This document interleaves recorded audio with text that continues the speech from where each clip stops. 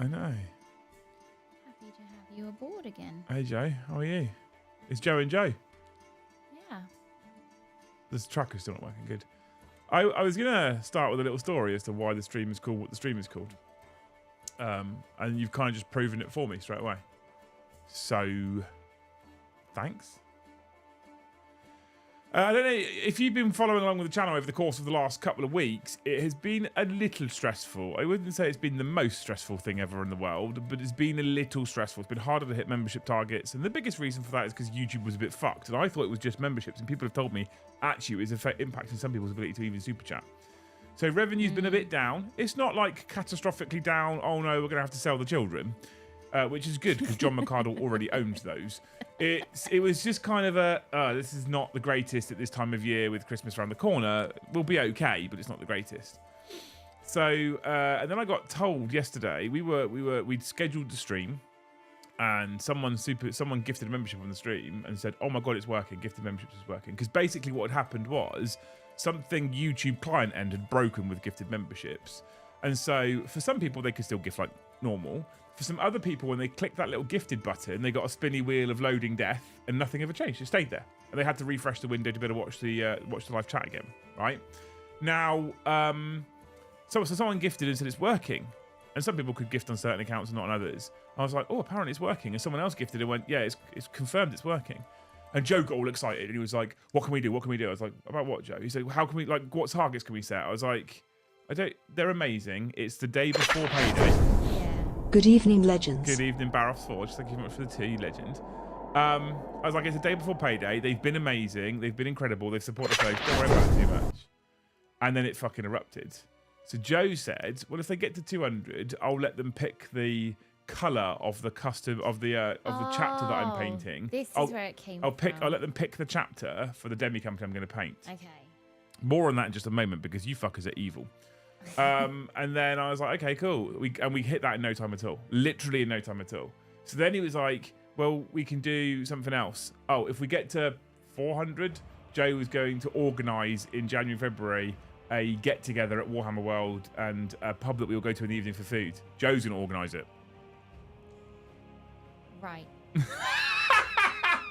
The real sound of concern from Luce. Right? They smashed through that. Then if we get to 500, in his demi company, Joe will pick one at random on the giveaway bot, and that person who wins the giveaway at 500 will be kit bashed into a Space Marine by Joe and named, and that will be the person that... I was like, cool. And they smashed through that as well. So after we'd had a couple of weeks of a bit shit, it did 507 members last night. That's incredible. It's fucking mental. So does Joe now have to do the kit bash and the day at Warhammer World and the thing? Yeah, we promised all of it. They've picked up all Yeah, the we promised all of it. Okay. Honest to God, I was sat there just a bit humbled. We beat our record for most gifted memberships on a single game stream, which is amazing. Yeah. It was fucking insane. So this whole stream, if you're new here, if you haven't hung out on a Friday night before, we don't typically talk about Warhammer. This is more like generic podcast bullshit. Normally I whinge about things in real life and we talk about real life stuff and we all get together, we drink and we get ready for the weekend and the Rantosaurus Rex comes out. Yeah, and we chill out and we look forward to the weekend. That's what Fridays are. It's what is genuinely, probably, don't tell Joe and Paddy, probably my favourite stream because it's not all about Warhammer. Warhammer, I say this a million times before, I'll say it again, Warhammer is the thing that brings us all together, but on Fridays, it's not the thing that keeps us together and the thing that keeps us chatting to each other. It's the thing that brings us together, but it's not necessarily the thing that binds us, right? So you're fucking amazing. And I was about to come on and say, considering it was the day before payday, considering all the issues we'd had and so many people tried so hard to help, unbelievable. Thank you fucking so much. And now it's kicked off again tonight. So Grain Train, GT, thank you for the 20 gifted. You know what 20 means nowadays? You get a hope from me. Yeah, but at least a hope. The thing is, I need a bit of background because I like to personalise, you see. Yeah. So Grain Train, she's about to ask you a question, all right? Can you tell me a little bit about yourself? Don't give anything too revealing it's not Tinder, away. all right? We don't want people turning up at your house. But just give a bit of background so I can give you an appropriate hope.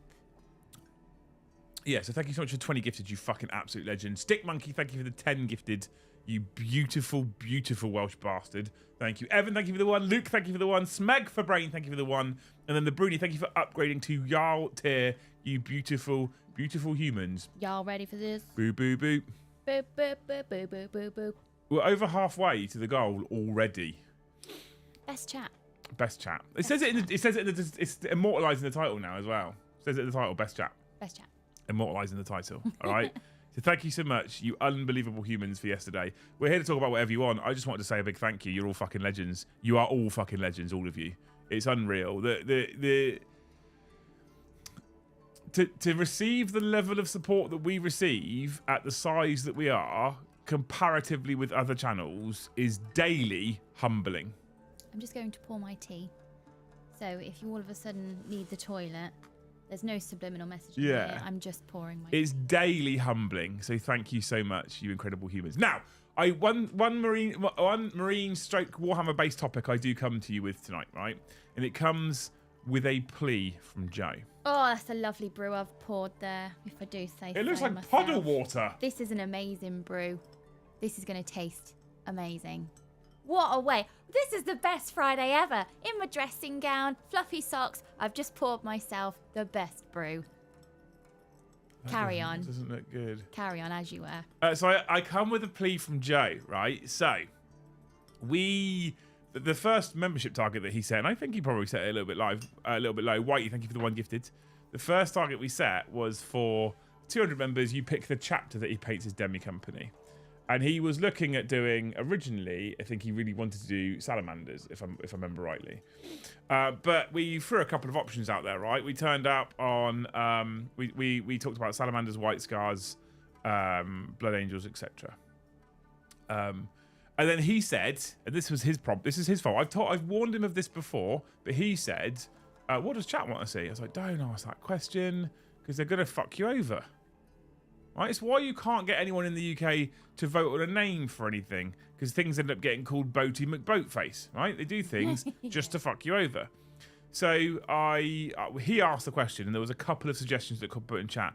And the suggestions that got put in chat the most were basically the ones that I built the poll off of in Discord. Warning, Discord restricts you to 10 options in a poll. I didn't know that. I didn't know that until this morning when I built it. So I dropped a couple of the kind of lesser suggested ones off. And one of the suggestions that lots of people asked for was Howling Griffins. Now, from Joe today, if chat want to see this demi company, people should probably drop their Howling Griffins vote and pick something different. Otherwise, I'm not going to get it done in a very long time because of how hard that is. He's gone from being excited about his demi company to being a bit down about it. The other two highest voted are salamanders and minotaurs right now. I think he'd be happy with both of those. So here's the plea from Joe, right? Please change the vote, please. 'Twas the day before payday, and all through the game, the legends were gifting. It was fucking insane. When Joe gave us targets for his army paint job, who would ever have thought we could all be such knobs? I mean, that's, yeah. Like legends, but knobs at the same time. I'm glad I didn't say, what do you want me to paint? And give an option that was ridiculous. Love that. I started therapy this week. I want to give back. Well done, Stephen. Good man. It's hard to... Saying that openly on the stream is amazing, by the way. That's a great step. I know Straight away. someone who started therapy and their therapist said to them, if you miss even one session, you're off my books because too many people need the service. This is UK though, right? Yeah. Yeah. And they turned up and I said, well done you, because you kept turning up, which means you're admitting you need the help. Yeah. And they went, oh shit, I didn't think of it as that. And I said, but that's amazing that you kept turning up. Because facing up to it and opening yourself up for these conversations is really brave. The first step is the hardest one. And Yeah. it's also the one that really is the one that's necessary for it actually to work. Yeah. People can try and help you all over the place, but if you're not ready to face it and deal with it, it won't work. So well done, Stephen. Thank you for the 2. Love you.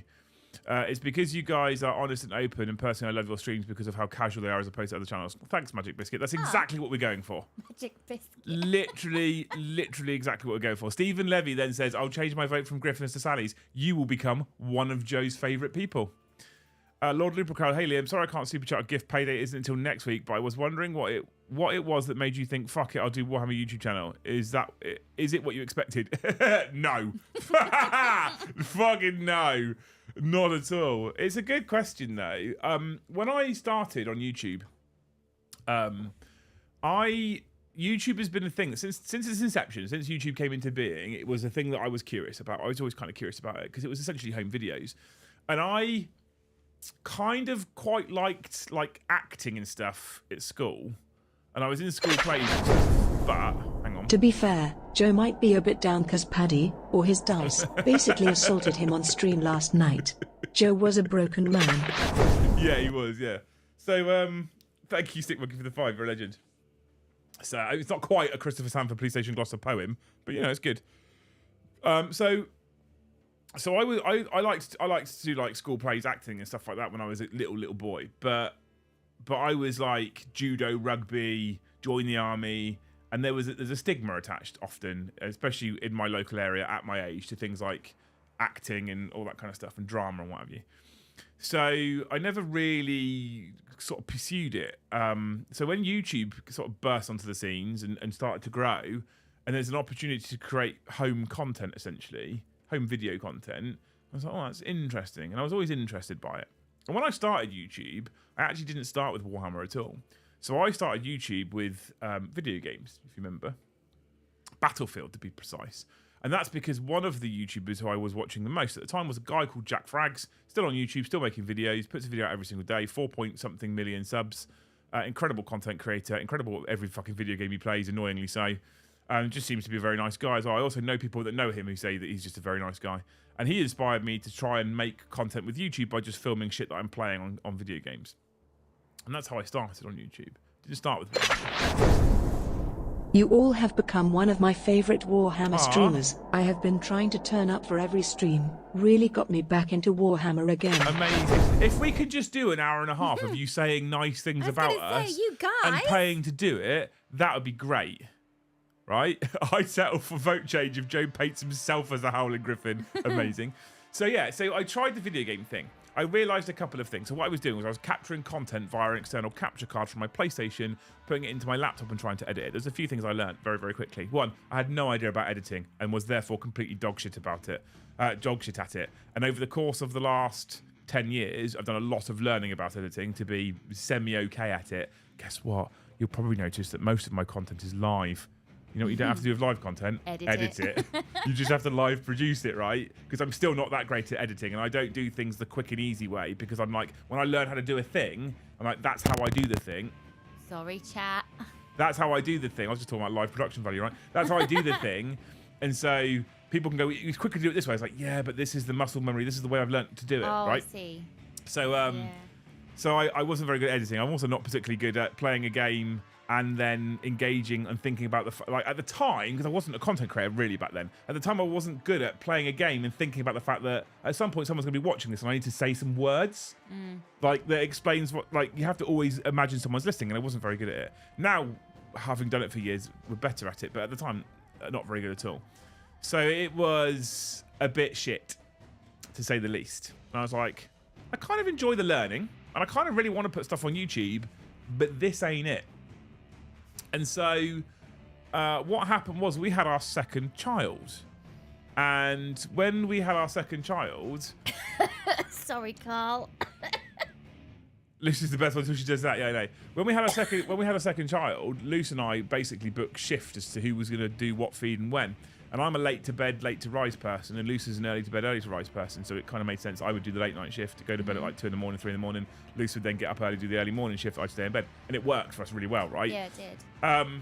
But I would sit there, and sometimes I'd be playing video games with the lads or whatever, and they'd fucking go to bed at 10:30 because they got work and shit or whatever. And I'd be sat there going, oh, I've got to feed this fucker at 2 o'clock in the morning, so I'm not going to sleep now. And I was like, what am I going to do? And I didn't know what to do for a while. And so I was like, I'm still interested in YouTube. And I was watching YouTube. I was like, I wonder if I give this a go again. Spoke to Brom about it. Brom lent me his DSLR. I used my hobby light, his DSLR and memory card, and I started making Warhammer content. And at the point, it was like, honestly, it was just a case of, I'm going to talk about my favourite thing to a camera. I remember your first one, you turned the camera and there's Ben in the... in his bouncer. In his bouncer. Yeah. And you were like, I need to feed this gremlin. Yeah. And if I go to bed now, he's going to wake me up. So I'm just going to power through. Yeah. So, and that's what it was. Originally, I was like, I'm just going to talk about my favourite thing. I don't think many people will watch. It also went hand in hand, time-wise, it went hand in hand with when I was doing Warhammer streaming on Visicast, what was Visicast, with John, who was on recently playing some Heresy. Not Heresy, AOS. And I was doing some filming with him, and that was then when I was like, I have access to a person who uses editing software on a daily basis because he runs his own video production company, who's got video gear. And so he was incredible at helping me, and he came over and he helped me set up, what's it called? Adobe Premiere Pro, and he made some shortcuts for me and he showed me things to use. He was amazing. Joe lost, his game gone, a world of joy, now overthrown. His heart, a heavy stone, in shadows deep, alone. His spirit, once a flame, now weak, a dying claim. In silent grief, he bears the shame, a fallen star. She missed the last bit out. Without a name is amazing. Sean, love it. There you go.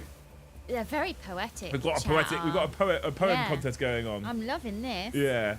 So John then gave me access to learn some things about filming and what have you, and that's when I was like, that's when I started to like that got me over a barrier that I had when I started with video games originally. And I started video games in the January time, and then I actually started the Warhammer stuff in the July-August time. So my channel birthday is different to when I put the first video out there, and it throws a lot of people off. So I didn't intend to start with Warhammer. I intended to start with video games, and sometimes I keep going back to the video game thing because I still want to do that. I didn't start with video games, and when I started with Warhammer, did I think at some point I'd get to a Friday night with nearly 200 people sat watching me in what was my old living room now, streaming, talking about, well, not even Warhammer, for fuck's sake. That's the weird thing about tonight's stream. It's not even fucking Warhammer. Did I think anyone would be interested in listening to me or laughing along? Nah, did I fuck? I wasn't the popular kid at school. Let me put it that way. So did I think it would get here, where I now have staff and a studio and bills that are related to my business, which is this hobby? And working with GW, who send me lots of stuff about things that, nah, I didn't think it would ever happen. Amazing. Absolutely incredible. So thank you for the lovely question and the lovely comment. It's been one hell of a ride, one hell of a journey. And it's, I've talked a lot over the last 2 weeks about how stressful it's been with the YouTube gifted issue. Let's be clear, I'll take that stress to do this for a job. Yeah. Do you know what I mean, though? Like, it's not like stress that's I'm being crushed under the weight of it, and I wake up every day and think, fuck this life. That's not the kind of stress. It's the kind of stress of, there's a problem that I can't fix, I need YouTube to fix it. But we were still doing good streams and having fun. It's a stream I welcome to be able to do this, right? There we go. Let's make for brain fat change. Thank you. Shall I see it? Shall I keep the thing live and see if we can see if it actually changes for people? For Joe. Poor old Joe. He was so excited about his demi company, and I always say to him, if you put things to chat and you ask them for an answer, they will fuck you over at every given opportunity. Oh, you fucking legends. If I can wake up tomorrow and tell him that Salamanders is now in the lead, he will suddenly have a good weekend. So cunning linguist you are. Yeah, he is indeed. What do we get up to? Someone else gifted. Brandon Tolbert, thank you for the 5 gifted memberships. You beautiful human being. You guys reminded me why I loved this hobby in the first place. Rekindled my passion for Warhammer after almost 20 years away. Grateful for you all in this beautiful community. Oh, bless you, Brandon. See, this is the shit we want. Poems. Shit poems. Good poems. Shit poems. And then these kind of comments all night, and I'll sit here and drink. I'm here for the poetry. I'll take it. Thank you, Brandon, so much, mate, for kind words. You're amazing. And the thing is, right, people, things like this, rekindled my passion, grateful for you all in this beautiful community. The last point of that is one of the most important things, because if If I didn't have you lot, if I didn't have 170, 180 people on a Friday watching me talk bollocks, I'd just be talking to a camera on my own. It'd be a bit of a hellstorm stream. It'd be pointless. No, I don't think you'd be talking to the camera on your own. I think I'd end up getting all the performances, all to myself. To be fair, if it wasn't for you lot turning up week in, weekend and supporting us the way that you support us, we wouldn't have the studio. We wouldn't have the diversity of armies. We wouldn't have Joe. I wouldn't be able to do what I do week in, week out. And I probably wouldn't be doing this as a job. Yeah. And then would have had to, like, when we quit and did this full time. And I've told the story before, but I'll tell it again very, very quickly. When we quit and we went full time, I was working as a senior manager at Rolls-Royce, and we had a conversation. And essentially, because I was working silly long hours at Rolls-Royce and working incredibly hard, and then we were streaming in the evenings for 2 or 3 streams a week minimum at the time. It wasn't the full complement, but it did include games in the garage. I think we were doing 3 or 4 at the time a week. And I love streaming, but it wasn't my job at the time. And I basically had the conversation with you. Is that I can't do both anymore. Yeah. It's too much. I can't do both. I have to do one or the other. Which one are we going to do? So we had to pick one. And most normal people would pick the senior management job at Rolls-Royce. Like, that's the guaranteed income. With the pension. Yeah. And the car allowance. Obviously. And holiday. You silly goose. Of course, that's the one you choose. What are you doing? Yeah. And this fucking incredible human being as well. And I was like, I think I want to try doing the streaming. And she went, okay. And I was like, well, she's apparently taking up drugs. You were supposed to be the sensible one that talked me down. Even in a bad day, this community brightens up. And thank you for the amazing streams. You, LooseCon, the rest of the team do. Oh, bless you, Thank you so much, man. What a legend. Yeah. So yeah, you know. So I was like, I think I want to do the streaming. And I was half expecting Lucy to go, "Are you fucking mental?" And bless her, she went, "Okay, let's do it." Well, I think that's because over the course of you working for Rolls-Royce, which was such an accomplishment, you were being looked at for the Young Directors Program. That's it. Relatively young, because you were only, what, 35? 34, 35, 34, yeah. 35? So what an amazing achievement. And if I was hearing about you from a friend, I'd think, what an amazing achievement, totally. But living with you and watching you slowly stop wearing nice clothes and just coming down in joggers and hoodies, and then watching you rack up about 16 hours tied to your desk. Insane amounts of coffee. And then the cliche of, you've gotten this amazing job with a really good pay packet so we can live a better life, but you can't step away from the desk because you can sit in your chair. Oh, loose, a moonbeam, pure and bright, whose silvery glow doth pierce the night, guiding lost souls to paths of light. Angel, whomst brings delight. Thanks, ChatGPT. I mean, Stick Monkey. Well, I think you are a tool, but you are my tool. Oh, bless you, Kai. I love you. Thanks, ma'am. So I was slowly I am your tool.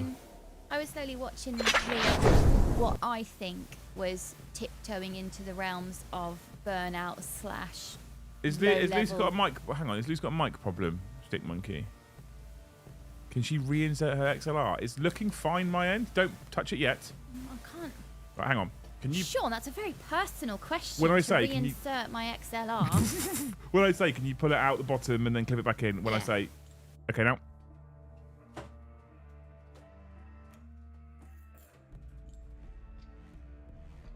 Tell me when it's back in because I've done the back as well. You in? You good? Sorry, I couldn't find the hole. Okay. See if that's better. Stop talking for a second.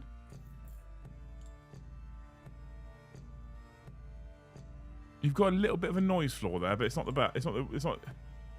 It's crackling whenever Luce talks. Hang on. Do I have live monitoring on? Is the interesting question. Da da da da da da da da da da bum bum. What song is that? Because that's been in my head for about 2 hours. Da da da da da da da da da da bum bum. Keep talking for me.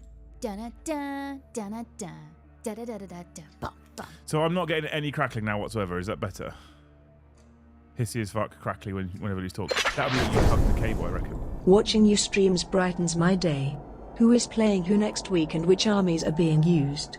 Bombardment. Not long to spearhead event. Not long to spearhead event. Who's playing who next week? I don't know. I haven't done the scheduling yet. Well, on Tuesday, we're going to do a spearhead thing with me, Joe, and Kyle. So that's on Tuesday. And Thursday, honestly, it will be probably me, Brom, and Joe. But Brom's on holiday right now, so I don't know. It's gone now. Okay. Thank you for letting me know, because I'd have left that. I don't like streaming at home with headphones on unless I'm playing video games, because then it's too loud for Luce, and I don't want her to hear fucking all the noise. So I don't like streaming at home with headphones on, so I don't get to live monitor what's going out. So thank you for letting me know. Maybe I just have to start doing some testing. I need to replace that cable, but it's wired all in around the back, so it's a fucking faff. But I do need to replace it, to be fair. Thank you so much, Big Bad Pig Game for the 5. Yeah, it'll be me. It'll be probably me, Brom, Joe on Thursday. Me, Joe, Kyle on Tuesday. Tuesday is going to be a spearhead thing, and then Thursday I want to run World Eaters. I haven't run World Eaters for a while, so I'll probably throw them into Joe, I reckon, but we'll see. Anyway, thank you so much, Taby, for the 5 gifted memberships. You absolutely beautiful human being. Brandon, thank you for 5 gifted memberships, and then the Springis. Thank you for 5 gifted memberships. You lot are fucking smashing it out of the park tonight. Don't forget, on a at-home stream, 20 gifted gets you a loose wish. Have we had any information from the 20 gifted before so you could do a wish? I haven't had any background, so it's just going to be a generic wish, miscellaneous hope, which I feel like I'm going to do you a disservice. I mean, now. Joe did 500 gifted memberships of hopes yesterday, so he was getting thin.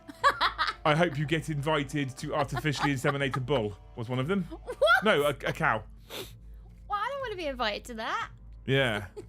All the love in chat, the hard work and graft you put in, and then there's goblins like us watching. So to see Joe's hobby live crush before him. Amazing. I love it. It's nice. There's been actually a few comments lately, including in the comment section on YouTube, about the effort we put in and the quality that we try and put out. I'm aware that in terms of the presenting quality isn't the most polished thing you're ever going to see. You're never going to see us presenting the BBC News because we're not polished enough, and I don't want us to ever be polished enough to present something like that. I want people to be natural, be themselves, because the people that I surround myself with are amazing human beings, and if they're being themselves, they're amazing human beings on camera. And we swear and cuss and tell inappropriate jokes and sometimes tread far too close to the line. And we try and do the exact same thing on YouTube. We perhaps pull it back a little bit further from the line for fear of demonetization, but we still tread quite close to that line in general, because I think that's the majority of people. The famous phrase from Peachy ages ago was your vibe attracts your tribe. 100% is like birds of a feather type thing, right? And I wanted to attract people to the channel who are like us, who muck about, enjoy the hobby the way we. So who was it? Brandon put in there about reinvigorating his love for the hobby, remembering why he loved the hobby. That's what we're trying to do. We're trying to attract people that like the hobby the way we like the hobby. I may not always be able to stick around on each stream, but I swear, if it couldn't chat AF work, I'd have quit months ago. Oh, bless Thanks you. for the 1,000 kindnesses helping me get through these tough times. You're amazing, Alec, man. Thank you for turning up so frequently as well, man. You're absolutely amazing. You're incredible. You're there all the time. I love you. So I want the guy, like, when we moved into the studio, I've told this story before as well. There's going to be lots of fucking regurgitated stories as we're having lovely moments with each other. When we moved into the studio, it was Joe that was like, I need to polish my intros. I was like, why? Well, we're in a more professional setting now. I should be more professional. Fucking absolutely not. Yeah, don't do that. And this sounds harsh, because it's not you. No. Be you. Yeah. Because people like you. People have stuck around for 2 years because you're you. So if they suddenly see this new polished professional Joe making sure he's got a rehearsed introduction, they'll be like, who the fuck is this? It's not Joe.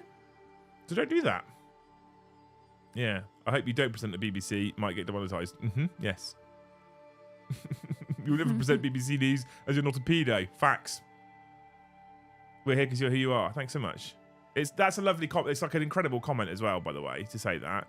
And I read it out the other night, right, where there was a person who put a comment on about the second you said we don't paywall any content, I instantly became a member. Like, that's a really nice thing to hear from people as well.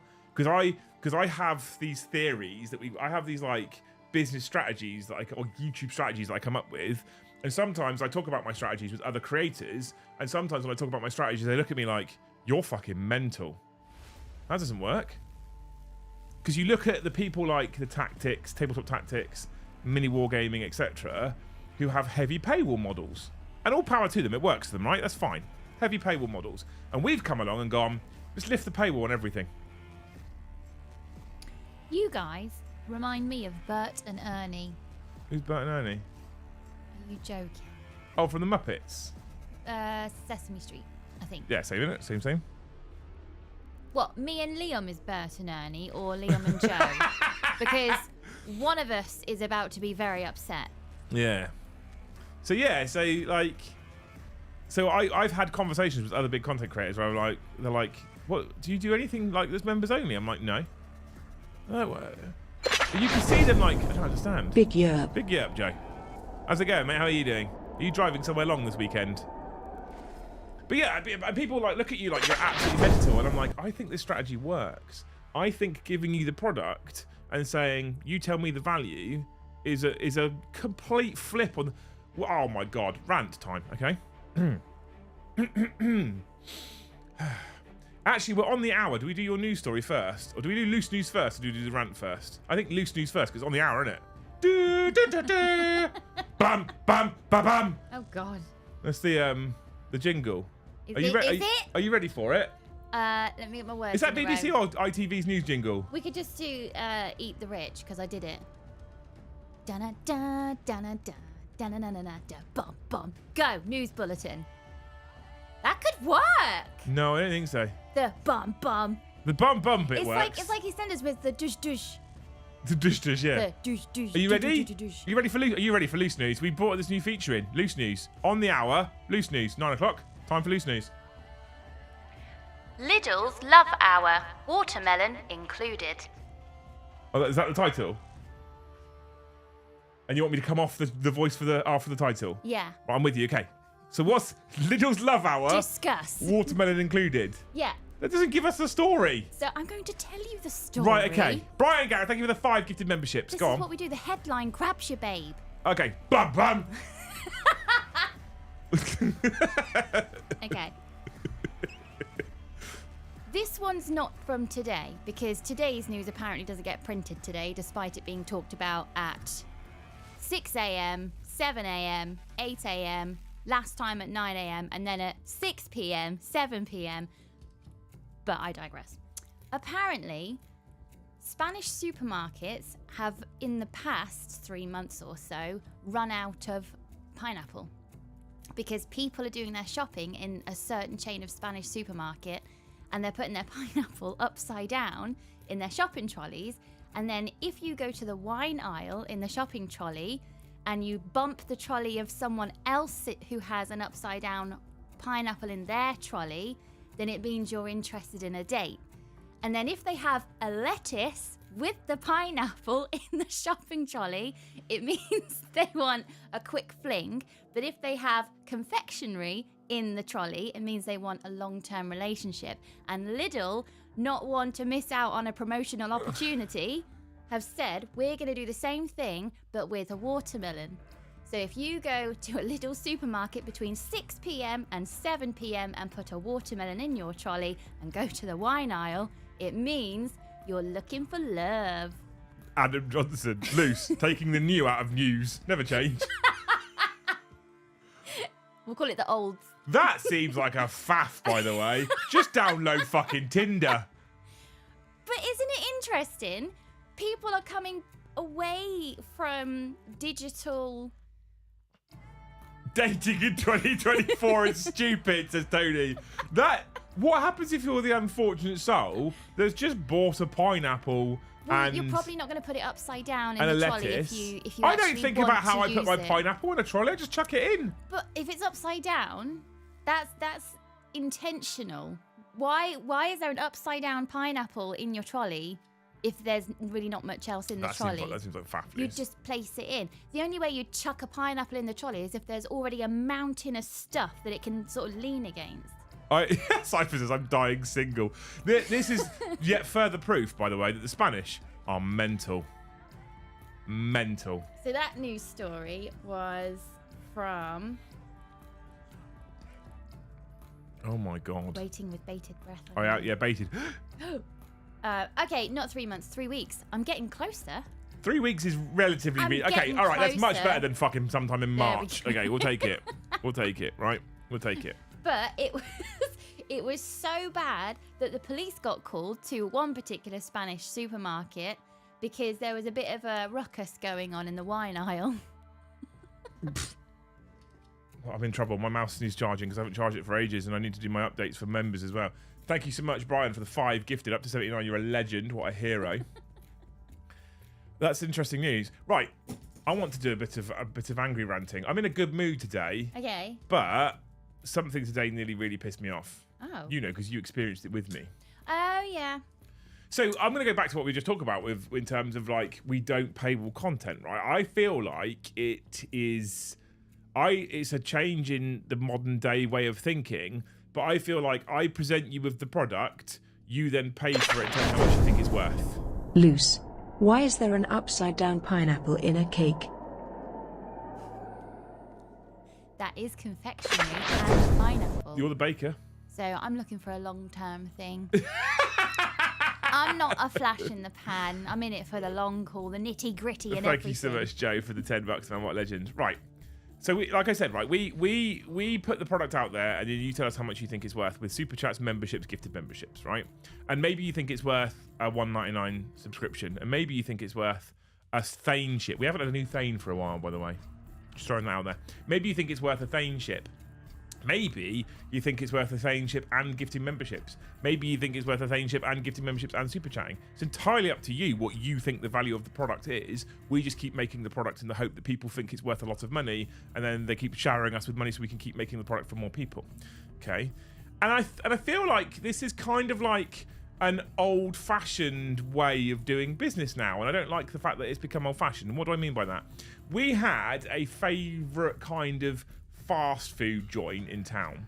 It's not fast food like your McDonald's or your KFC or whatever, but it's not like sit down in a restaurant and, you know, it's kind of more fast food than it is full restaurant.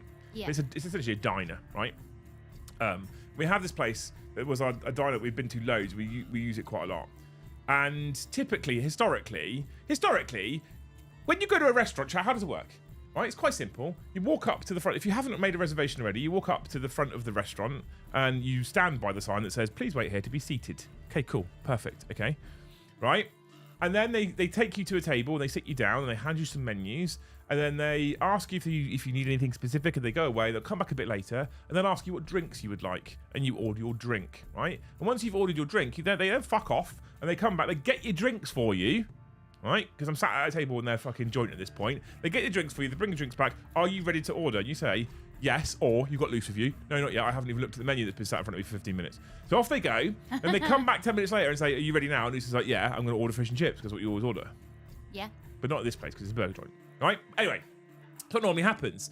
They then take your order. Off they go. And then at some point, they'll probably come back maybe just before. They might come back just before they bring your food if you need a refill on your drinks. Or they'll go and bring your meals over, and they bring the meals to the table and they put them in front of you and you eat. And they typically go, in the UK, they go, you need any sauces, any condiments, anything else you need, anything else I can get for you, do you need any more drink top-ups? And then you answer and they do whatever it is they need to do. And then you finish your food, there's a thing we have in the UK, I don't have it in like the US or whatever, there's a thing we have in the UK called the meal check, which is fucking ridiculous, right? Because they put the plate down in front of you, and then you get your knife and your fork, and you put your first fork in, you go, and as you do that, they go, everything all right with your food? I've just fucking tasted it. Give me fucking chance. Anyway, that's what they're supposed to do is give you a little bit and come in back, is everything okay with your food? Is there any issues? And you go, actually, yeah, this is cooked lovely, or actually, this is a bit shit. But we're English. We're too polite to say this is a bit shit, okay? I wouldn't say we're polite. And then, well, we're not. And then, they once you finish all your food, they'll do you want the dessert menus and blah blah. And typically, then at the very end, you'll say, "No, can I have the bill, please?" Yeah. Or maybe I've done desserts and coffees. Can I have the bill? Right? Off they go, and they bring the bill over, and they hand you the bill, and you look at it, and I'll get my card out, and I'll say I'll pay on by card. And then they'll go over and they'll get the card machine, they'll put it in, they'll hand you the card machine and step back because they don't want to watch you putting your PIN number in, and you pay for your food, and you get up and you fucking leave, right? That's the restaurant experience for the majority of restaurants and the majority of people. And it scales up and down a little bit. You go to more expensive, more classy joints. Some people will do things like tuck chairs in for you or show you the wine bottle. it's just fanciful extras. It's the same sort of experience though. Turn up, order your food, etc. I was in a fancy restaurant years and years ago, and they showed me the wine bottle, and I went, okay. She did. I don't. Why? No, Lucy, you're supposed to say yes, and they'll pour you a taster. Why am I looking at the wine bottle? I think that was the same restaurant where we sat down and you went, why is there so many knives and forks? Yeah. Go outwards in, Lucy. It's Yeah, outwards you don't in. just use the force one and then lick it clean and then get ready for your main course. Anyway. Just a waste. Just washing up for washing up's sake, that is. So, that's what I would consider is the expected waiter / restaurant experience in the UK. I feel like that's fair. Which was also the experience we had previously in this diner that we went to. Now, I don't know what's going on in the UK right now. There's a couple of things that are changing, and I fucking hate it. And some of it, I think, has been born out of COVID. And at the time, I understand the necessity, but now it just really fucking pisses me off. Yeah. So we walked up to our favourite diner. We waited at the sign that says "Wait to be seated." She then came up to us and said, "You can have that or that. Which one do you want?" And I said to Lisa, "Which one do you want?" She went, "We'll have the booth over in the corner." We went into the booth. All right, cool, perfect. Off we went into the booth. She then put the 4 menus in front of us. She'd already asked us earlier. She put the 4 menus in front of us. I was like, "Cool, thank you," and off she went. Right? Oh no, sorry, not off she went. She put the 4 menus in front of us. There's your menus, which is so far we've had the same experience. And then she said, "When you're ready to order, you can either scan the QR code on the corner of the table, or you can go up to the counter over there." I'm sorry, what? This used to be a full waitress service, this place. Yeah. I was like, okay. I'll never forget Nando's with Bridger and Adrian. That's my favourite memory of Bridger. Bridger's face as he watched the waitress walk away, open-mouthed of, is Ashton Kutcher in here? Are we being punked? Yeah, you can take the nurgling out of Coventry. You can, sure, thank you. The nurgling. Oh, bless you. Oh, I can't like them because I haven't got my little mouse thing because it's charging. It's very dead, the battery right now. We all see the effort you and all the gang put in, and the quality of the content is top tier. You guys are the top gear of Warhammer. That's exactly what we're trying to go for, producer. So I appreciate that comment more than you know. So she said that, right? That already pisses me off. So what they would have done is gone, what can I get you to drink? I'm going to go make you drinks and bring them over. At that point, you've had time to think about what you want to order for food. What can I order for food? Off you go. This isn't a Burger King, by the way, Kai. This is like an actual diner restaurant, or it has been anyway, historically. So I'm like, now I've got to scan a fucking app. It's very impersonal, right? Yeah. So I scan, okay, cool. So I scan the app. I was like, the kids are here now, and they're such that I don't want to change the plan because it'll fucking set them off. So I scanned the app, and I started going through, and I added James's food, and I added Ben's food, and I added your food, and I added my food eventually, got all the drinks done, and it's not difficult to navigate. But there's like bits on it where I'm like, what if I wanted to remove a thing? Yeah, like you don't like it's just not a personal experience, right? I added a couple of extras to my burger. More on that soon. And and then I went to the order section, and it takes you through to the pay section. First thing it does is automatically apply a 15% tip. You can fuck off. Yeah, at this point, what am I tipping exactly? And I was like, so there was a 10%, 15%, 20% tip, or enter custom amount. And I was like, why the fuck are you asking me to tip you? At the moment, all you've fucking done is sat me down and handed me a menu. Yeah. Actually, not entirely true. We skipped a bit. We skipped the bit where she came over and said, halfway through us looking at our menus, we'd had them for about 2 minutes. Have you ordered yet? I was like, no. And then Lucy's like, no, I'm still ordering. And she took your menu from you. Like out my hands. And my 7-year-olds. Just took them off. And Lucy's like, no, I haven't finished ordering. She's like, well, you got 2 others. Excellent. Okay, James, may I use your menu? Are you done? Anyway. So it auto-applied the fucking 50% tip. I was like, what am I tipping you for? Sitting me down. Which I can do myself. Why have you asked for... I haven't even got my fucking food. How am I paying? Why am I paying for a tip at the start of my experience? It's almost like you're saying to me, if you pay me now, I won't be a shit cunt. If you don't pay me, I'm gonna spit in your food. Like, what is this? So I was like, you can fuck off, no tip, right? It really annoys me I submitted the order. I then watched. We were sat basically by the kind of kitchen area. It's like an open kitchen, so you can see in for the where they're cooking the burgers and stuff like that. You can see what they're doing. You can see the cooking. And I watched this poor girl. Right, she was. The going up and ordering at the till is a new thing in this place, and you can tell it's a new thing. One, because we were there a couple of months ago with McArdle, and it wasn't that. And two, every time someone walked up to the counter, she stopped everything she was doing and served the person that walked up to the counter. Yeah. Right? Which is not good, because 3 of our milkshakes ended up being sat on the side for over 10 minutes before she finally finished our drinks order of 4 milkshakes. I mean, we weren't asking to fucking... we weren't asking to lubricate the English rugby squad here, right? We want 4 fucking milkshakes, right? And she finally brought them over. And okay, the milkshakes are nice, but I can't imagine they're difficult to make. They probably just come out of a machine. So we were sat there for 27 minutes before she brought us 4 fucking milkshakes. 3 slurps in, then the burgers come over. And the worst part about that was, Luce watched them get picked up from the hot plate, and they were ones that had been sat there for about 10, 15 minutes under the hot plate. I was saying, when I was at the Harvester, my manager was probably one of my favourite male managers. And because he used to be a waiter, then he worked in the kitchen, then he was a bartender, then he went up the rankings for manager until eventually he lived above the pub that was one of the chains of the Harvester.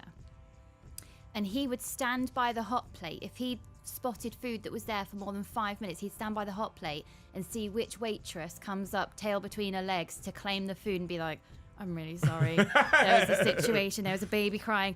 Get it to the... Get it whilst it's fucking hot. It's been here too long.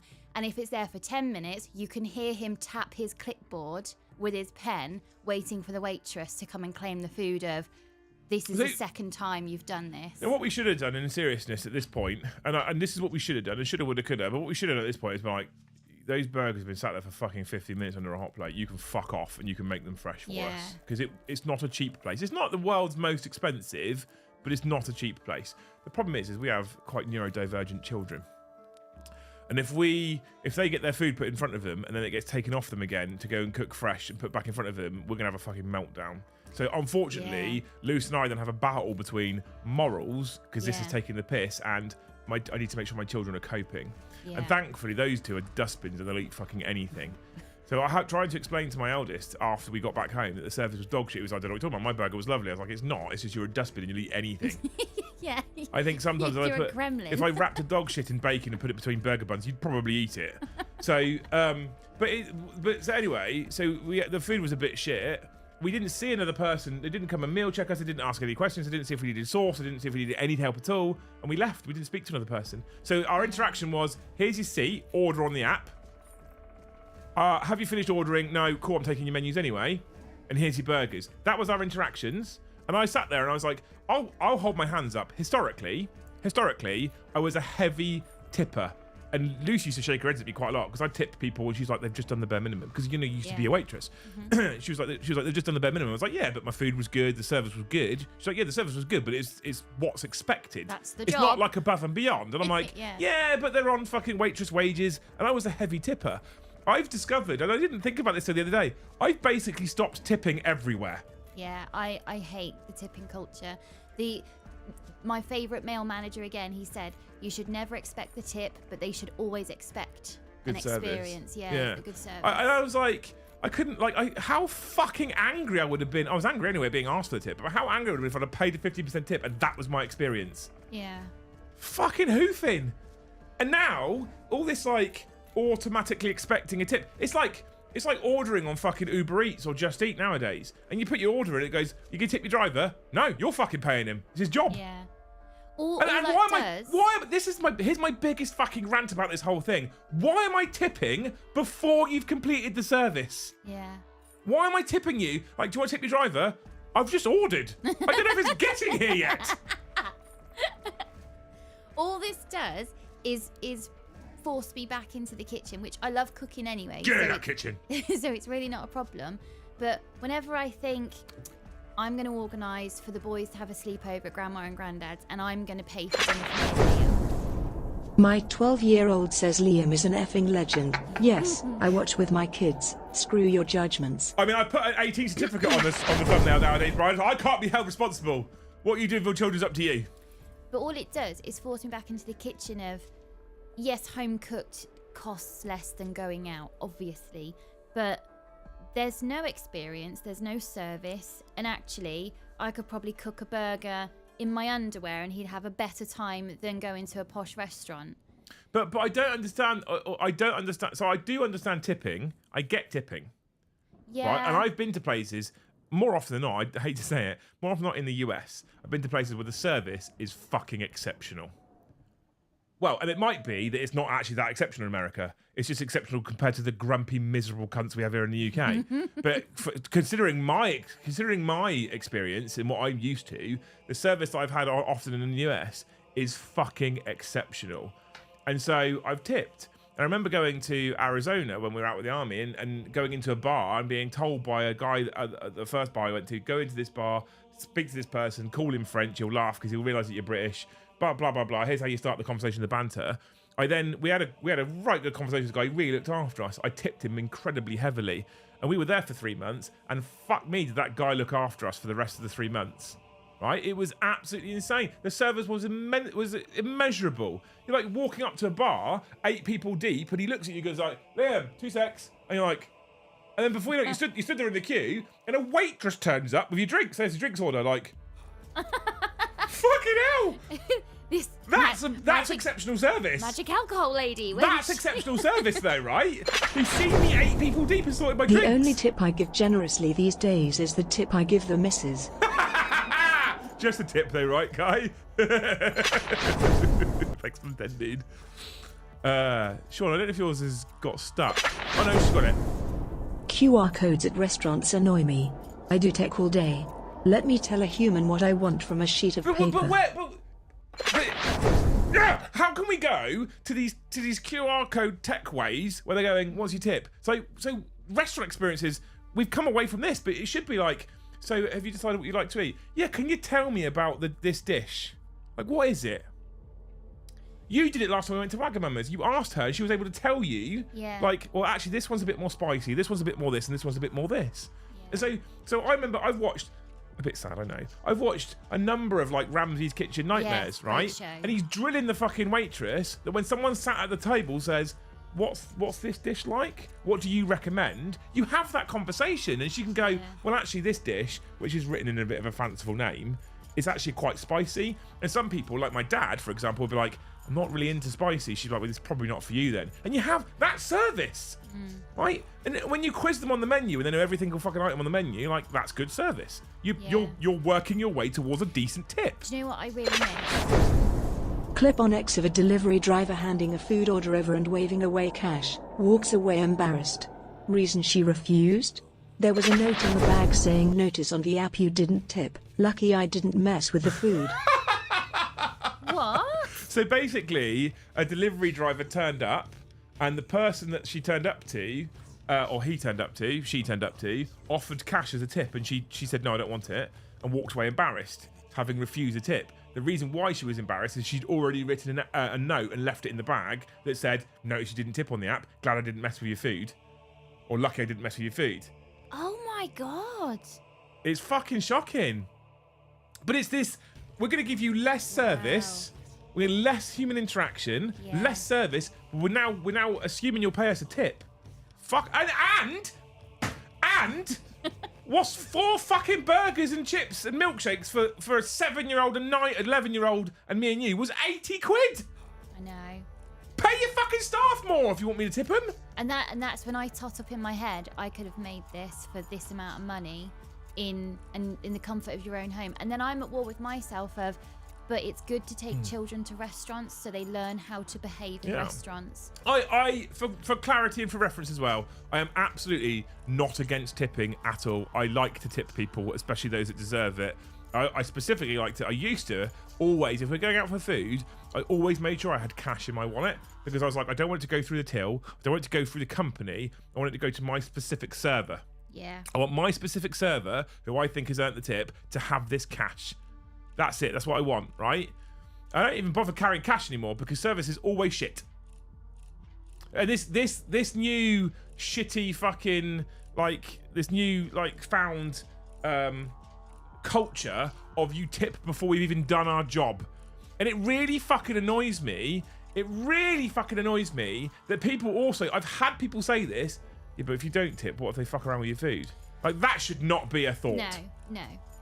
That should not be a thing that you think about when you're tipping. Like, you shouldn't feel obliged to tip money to someone so they don't spit in your burger. I also miss waiting staff interacting with children at the table. For me, that was now you get my tip. Because when kids go, when they get brave, Mummy, can I order for myself? Go for it. The only tip I give it to Mr. Dempsey. Oh, bless you, Lehman. Thank you, mate. But it's when you have little kids that are like, can I order? And they're getting really brave, talking to a grown-up. And the waitress, for me, a waitress or waiter loses their tip if when I sort of gesture to my children, right, what would you like to order? And the waiting staff look at me. And when I have to say, they're going to order it. Can you look, like the eye contact thing, if they're going to order it? Yeah. Which also is taken away when you have to use a fucking app. Yeah.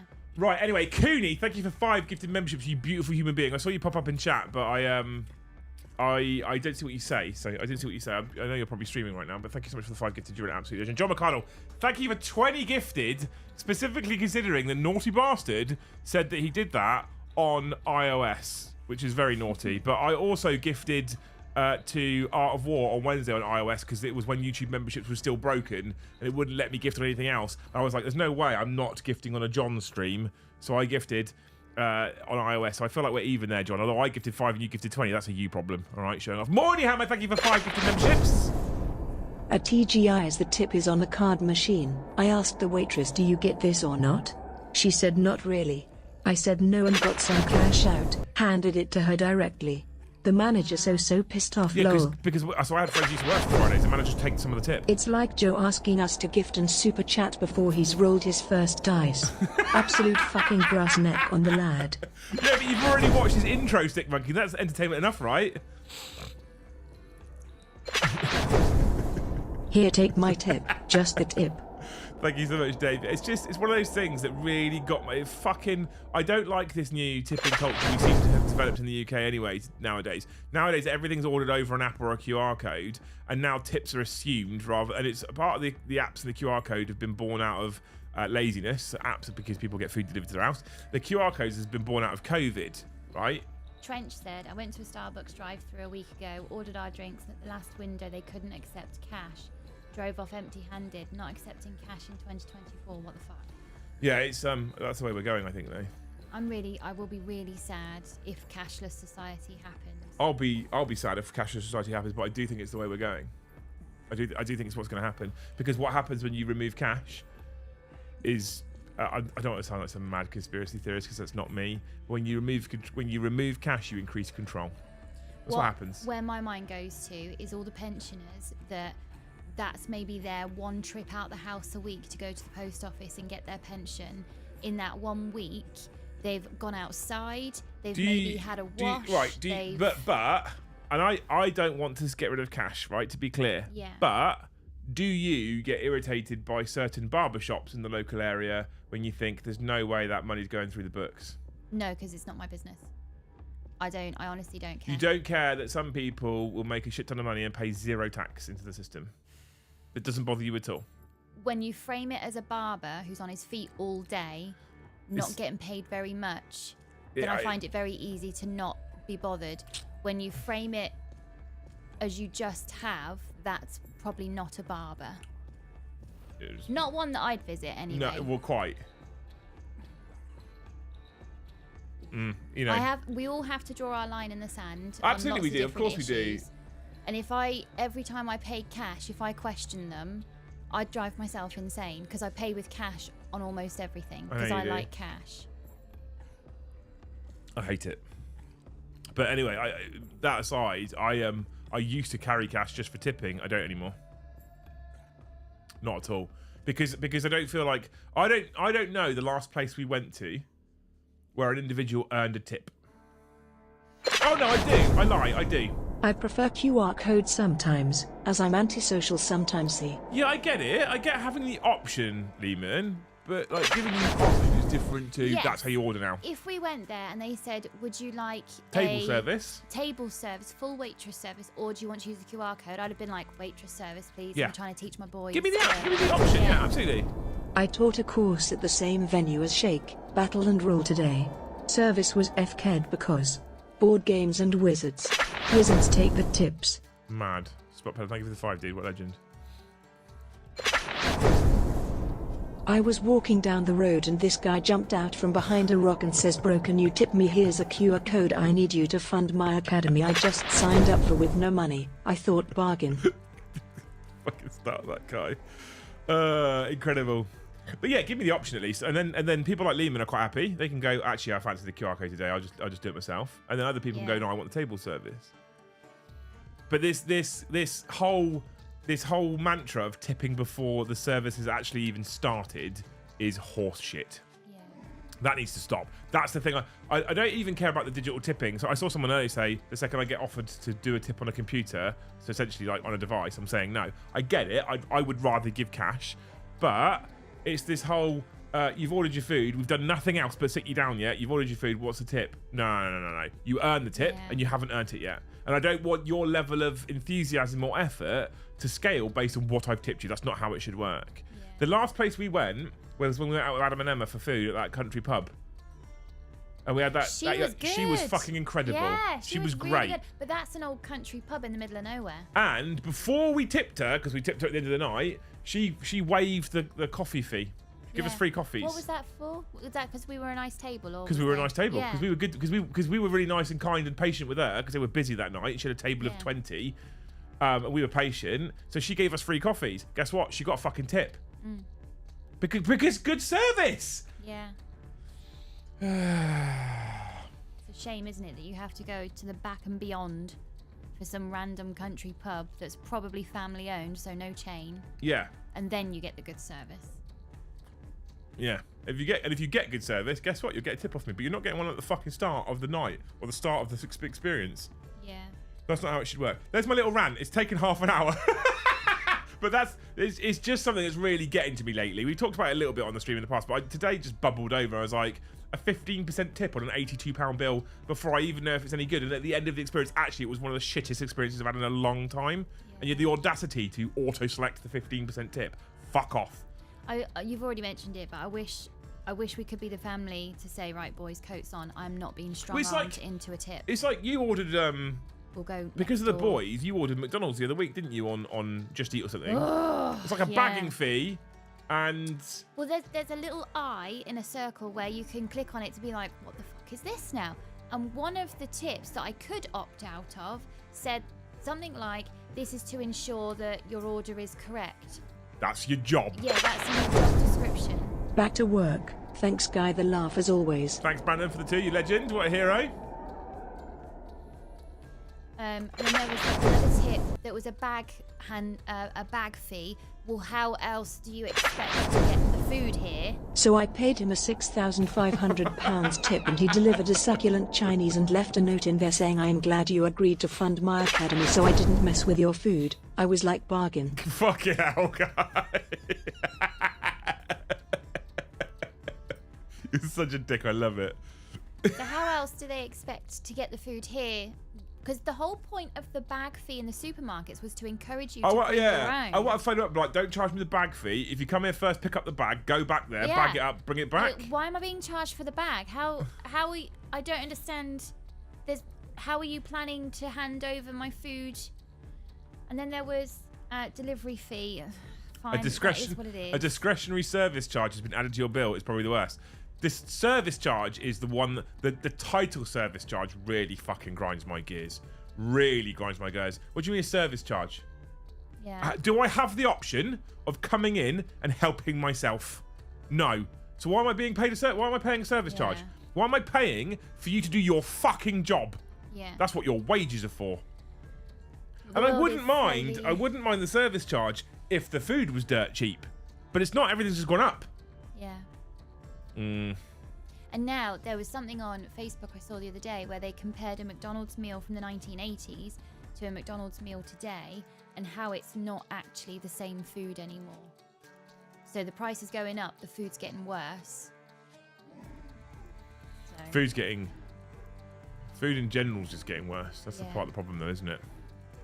Concert ticket fees is the fucking worst. Saints do. I mean, I have a season ticket, but Saints do a booking fee on every ticket. Who was it? Was it Oasis? What's it called? There's Ticketmaster. No, what they've done is it diverse ticketing or something? Oh, where demand dictates cost. Yeah, something like that. Yeah. I've been feeling like this for such a long time, but about targeted ads. And I've been trying to put it across of why I feel like it's really annoying and it's constantly in the background. I can't seem to... Our phones can't be near each other. For 6.5k I'd want to be nerd-napped. Business plan coming soon. Our phones can't be near each other without me getting your targeted ads. And I haven't clicked on a thing you've clicked on because they're not my interests. I can't talk about... So this woman, I think it was a woman with purple hair and an Irish accent, she said hi I'm Discourse or something. I tipped her £6,500 to not give me a hand shandy. I can't have a single conversation in the kitchen because the Alexa will start advertising things. I don't mind. I didn't even know it did I don't mind targeted ads. To be fair, I mind it because it feels like when a stranger eavesdrops in your conversation. And the thing is with the dynamic pricing that was going on with the Oasis tickets. My issue with this is so it's a problem. I think it's not on. Yeah. And I think it's a bit. And so for those of you that are unaware, I'm sure most people are probably aware. For those of you that are unaware, what happens is when the demand for something like that is exceptionally high, they dynamically push the price up. So it costs more and more and more. So essentially, what happens then is the tickets there or thereabouts go to the highest bidder essentially at some point, right? So I hate it, but there's a but. Guess what? The tickets all sold out. Yeah, it's like vote with your feet. Vote with your. So this is whenever people. I don't like the fact that Games Workshop this year announced another price increase, right? And they announced another price increase whilst certain members of their staff got 150% bonus, whilst they announced record profits, whilst they released huge bonuses to staff across the business again, which I don't think that's a bad thing, but that's whilst announcing more price increases and saying things are getting more expensive. Yeah, but look at all the profit you're making. So I don't like those price increases, but I will say, and I say the same thing to everybody, right? If you really fucking hate it, stop buying it. Yeah. If you keep buying it, if you keep paying for it, then these companies won't learn. Now, where this diner is where we go, I said to my eldest this evening, the only thing that I feel okay about is that where that place is, it's quite competitive in terms of food service. Yeah. Right? There's a lot of places there. What I mean by quite, I'm not saying they're competitive, I'm saying there's a lot of competition in the area. There's lots and lots and lots and lots and lots of food places. And that place has always had great service, good food. Great service, good food. It's been pricey, not the most expensive, but it's been expensive, but great service, good food. If you take those three attributes, expensive, but good food, great service, right? And you remove the great service and you remove the good food and you leave just pricey, it will not take long before people just stop going there. Yeah. Because the reason why Games Workshop get away with it is because there almost isn't any other competitors in the market that are making similar sorts of things or the same things. When you're in a food place where there's 20 food vendors in one area, you've got competition. And if you ditch your service and ditch your quality and just keep your pricing, guess what? People will fuck off somewhere else. Yeah. So with there's a lady on Empress Road who I tipped for excellent gum work. So with the food place, I feel slightly less bad that they're probably going to nail their own coffin. But targeted ads isn't something that bothers me though. It bothers me just because I should be able to talk about anything in my own home with anybody I've invited in, and for it to just flow like an authentic conversation. And then when I pick up my phone, because my dad's texted me, and then I find myself on Facebook, because this is actually a problem I'm having. I keep finding myself on Facebook. So I'm working on it though. But there's adverts for the thing I spoke about. My phone was on the side. I didn't have an app open on my phone because I was talking in a conversation, but now there's adverts. It can't be coincidence. It almost definitely isn't coincidence. And then it's really alarming of, I get the Alexa is always listening because the Alexa is the trigger, but the phones are listening. They must be. I don't know. It can't be coincidence. It wouldn't surprise me. And then if our phones are together, I'll get Harley Davidson stuff, even though I've never Googled Harley on my phone. That's proximity. Yeah, but how, when you think, what? So now if my phone is next to another phone for long enough or regularly enough, then I'll start getting... It's nothing personal anymore. I don't mind targeted ads because it means I don't get shown shit that I don't care about. So in that regard, I don't mind targeted ads. The one thing I will say is the whole reason why it exists is it's like we're going to get them to spend money, and sometimes that's it. How can I trigger this person to spend money? Here's a challenge. She's not spending money. So sometimes I've pulled the trigger on a few things that I've been quite tempted by anyway, and it's probably the targeted ad that's pushed me over the edge. Now, to be clear, I've not bought a thing where I'm like, I don't want that thing. I've never wanted that thing, but the targeted ad means I buy it. Normally, these things are things that I've been thinking about anyway, and then a targeted ad pops up on Instagram or Facebook or whatever, and I'm like, I'll click on it, I'll look at it, and I'm like, I've been thinking about it, and then that targeted ad will pop up again in 2 days' time, and I'm like, yeah, I do want it. So I feel like I've exercised a degree of self-control, but it could be argued that those ads have pushed me over the edge because I may have just forgotten about it otherwise. But I don't mind it too much. For targeted ads, I don't mind it too much, but I've also come to terms with the fact that privacy is a word that doesn't exist anymore. No, it doesn't. In any shape or form, it just doesn't exist anymore. Everyone's got your data. Companies are selling your data left, right, and Charlie. Yeah. Even things like the what's it called that we have to abide by? GDPR hasn't really solved the problems. Yeah, nobody seems to know what those rules are. Even when I'm taking. but so Kai said Liam will be doing target ads next week. Seriously though, with Hobby House, right? When Hobby House opens, and I'll say this out loud and categorically, when Hobby House opens, I will be doing targeted ads because when I run an ad campaign on social media, which you have to pay for, so when you run as any business, when you run ads, you have to pay for ads. So if I want to advertise Hobby House to make more people than just the people that watch the channel aware that this business exists and you can buy your product from it, I'm going to be paying for adverts, right? Old days, what you would do is you'd pay for radio or TV ads. That was all you had. And what happens when it goes up on the TV at whatever time of day, out to millions and millions of people, how many of those people are definitely going to be your clientele? You've got no fucking idea at all. No idea whatsoever. So when I'm going to, as a small business specifically, when I'm going to put adverts out on Facebook for things like Hobby House, and I can go into Facebook, because I've run ads on Facebook before, I can go into Facebook and I go, target people that have clicked on things like Warhammer 40k, Games Workshop, Warhammer Age of Sigmar, Warhammer events, Warhammer tournaments, painting, etc. And then what it will do is, as you keep adding criteria, it gives you a pool of people, target people between the ages of 18 and 45 or whatever, target predominantly male, because you can do those, you can dial it right in and it will say, if you pay this much money, we can basically guarantee you'll hit this many accounts that have shown interests in all the things that you've told us and sit within that demographic that you've told us. Now that means that I'm pretty confident when I'm spending my money on adverts, and I'm just trying to explain it from a business perspective, I'm pretty confident when I spend my money on adverts at this point that my advert is going to go to a person who is interested in the hobby and may make purchases like this somewhere and therefore may use my business. And what's not going to happen is it's not going to be put in front of my dad, for example, who's never looked at the hobby, he's not interested, and will scroll straight past it.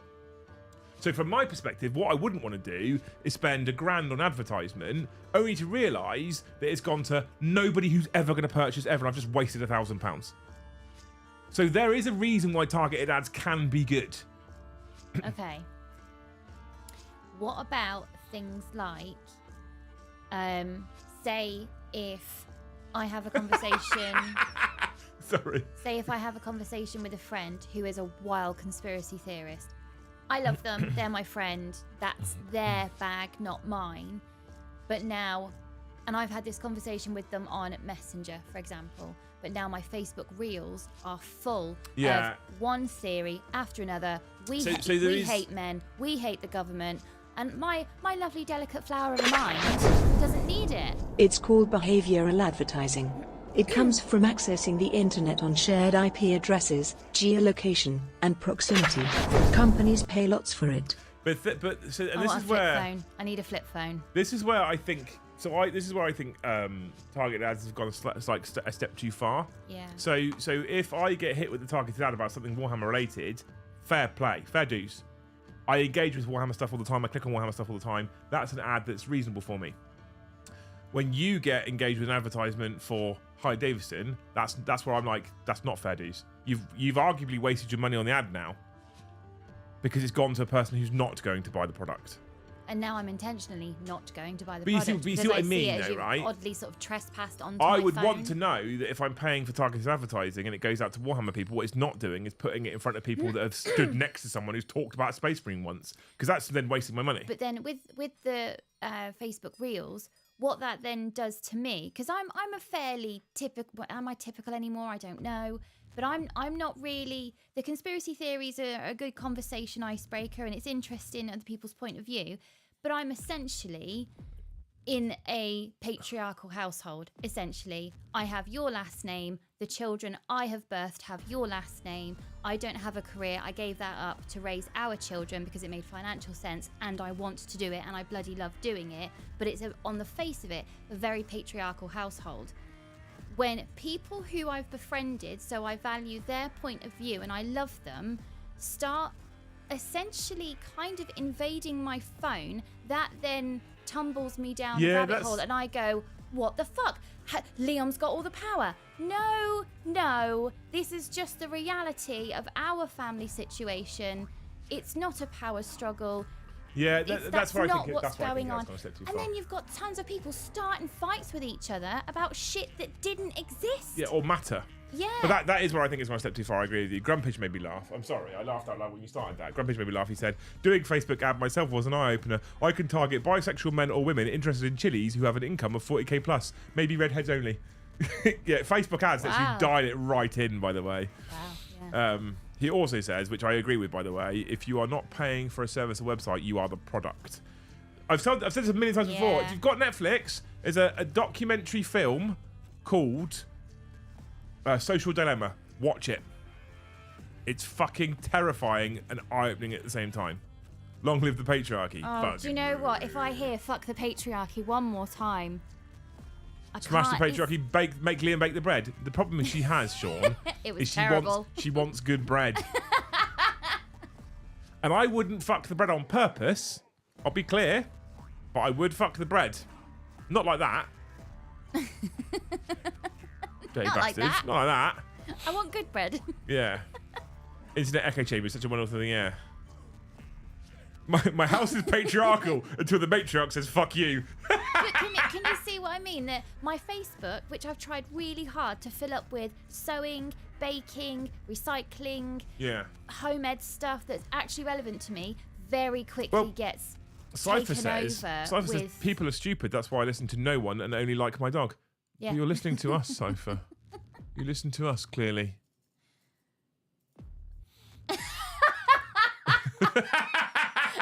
I saw that too, yeah. Shush loose, men talking. It gets to a point where I'm like, can you guys see why the biggest suicide statistic is men? Can you see it? This is not an accident. It can't be coincidence. Yeah. It's getting insane. Anyway. There was a balance that was needed. Yeah. There was definitely a balance that was needed. And the problem is we haven't found the middle ground yet. No. And we swing far too way in either direction. We haven't found the middle ground. And we're all so angry.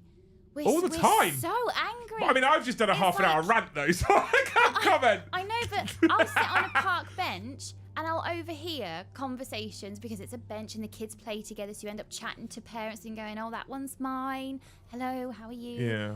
And you hear conversations where you go, "My God, everyone is just ready to punch their own shadow." And it's all, when you really dig into it and you kind of go, "You sound really upset. Are you okay?" And actually nothing's the matter. It's like this weird constantly mildly raging over nothing.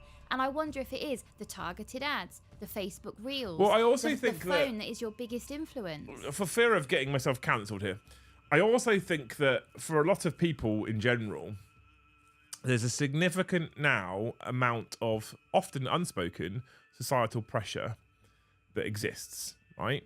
And we bubble. We bubble and bubble and bubble. And there's things that perhaps people want to comment on that they don't comment on, or they feel like they can't comment on. There's stuff that they probably can comment on, but out of fear of being labelled as something they don't comment on, despite the fact that it might have ended up being a perfectly sensible, legitimate adult conversation, they don't comment on it because I joked with Joe about this yesterday. We had an argument on stream where we both saw each other's point of view, and I was like, "Hang on a minute, this isn't how it works on the internet. If we've argued on the internet, Joe, one of us has got to be an ist of some kind, right? Because that's what happens nowadays, and people are fearful of that. And because people are fearful of that, they bubble and they don't say anything, and the pressure builds and the pressure builds and the pressure builds until you get that cartoon train whistle explosion, and that often then happens at the wrong thing. That's the problem. Yeah. So Smut Peddler says, men have the highest suicide rates for a multitude of reasons. It's a complex subject. Absolutely. Of course, I wouldn't dream of sweeping statements, stuff like that. I just can see a parallel between all of a sudden my phone getting filled up with, we hate fucking men, they need to fucking die, they're the reason for everything. And I'm sure there's truth Dearest in that. Liam, it's been a very long week and this is going to sound all too serious for this lovely channel, but I could do with some reassurance that doing the right thing is worth any cost. Yeah, I mean, it absolutely is. Yeah. I know what he's referring to. I'm not going to share it because it's not my place. But just going back to Smut Peddler, yes, suicide's a very complex, incredibly multi-layered. complex. Absolutely. I didn't mean it to be a sweeping statement. I just can see a parallel. Yeah. Especially being in a house of boys, I'm now very sensitive to the, careful. But like I say, one of the biggest problems is I think that people can't get angry or don't feel like they're allowed to get angry at some of the things they want to get angry at for fear of being labelled something, despite the fact that actually often that probably isn't going to happen, but sometimes it does, and that's why people have the fear. And you only need one of those occurrences or one of those events to happen, and for people to witness that to happen, for people to go, I'm not touching that next time because I don't want that to happen to me, which is fair. And so then what happens is people explode at the things that are perhaps less serious, and then you get that feeling, and what I'm alluding to is you get that feeling like you said, where people are just angry all the time. Yeah. I was teaching a first aid course last week and we were using a defibrillator during CPR. One of the students' own phone used his voice recognition and called an ambulance to our location for real. Amazing. Fucking hell. As for your super chat, Mr. Martin, yes, mate, it's always worth doing the right thing, in my opinion. I've spoken about this before. One of the biggest things, like, I've had people say, this is nowhere near on the same scale, considering I know what's going on. And people have said, are you not worried that when you're negative about Games Workshop, they'll stop sending you product? And I'm like, my integrity is more important to me than free product. That's a fact. And I think that a lot of people, especially in the world, this isn't relevant to you right this moment, but a lot of people, especially in the world of things like social media and trying to become influencers, etc., will quite happily shit on their integrity in no time at all and become disingenuous, dishonest. Doing the right thing is always the right thing, and that's why it's called the right thing. And that's the only way I can put it. And I would always encourage anyone to do the right thing at any cost. How bad could it actually really be? Because if like, for example, if doing the right thing means that you're potentially going to lose your job, for example, I would suggest that they're not good employers in the first place. It's a hard pill to swallow, but people that are get up and go people that are qualified people that are good at their job will find another job in another company that does appreciate, respect, and value them. And I think if doing the right thing puts you in a position with certain individuals and certain people, often you need to look at those individuals and those people and wonder if they're the right people to be around. I'm honest. I like the saying that I heard years ago, and it said there was some kind of context, but I missed it. But it said doing the right thing and the easy thing, because it's not always right and wrong. We all want to do the right thing, but we're all very exhausted. Yeah. So doing the right thing or doing the easy thing. Yeah. People take the easy option too often, though. Yeah. But arguably partly because life's fucking hard right now. Yeah. So life's hard, so I don't want to make it harder. I just take the easy option. Exactly. And I kind of get it. Yeah, but it's really, and that's when you go, fuck's sake. yeah. And when they explain it, like, I can't be angry at you. I get why. Yeah. But, you know. Yeah. Hey. I think it's just... That's quite a serious way of ending a Friday night stream. I'm very interested. When did this happen? When did everything turn into a mini fight? And Yeah. there's no collective effort. We're not all pushing in the same direction anymore, and it's all... What we can do, chat, is we can childishly get 60 memberships in 4 minutes so we can end the stream on 169. Whee! Such a child.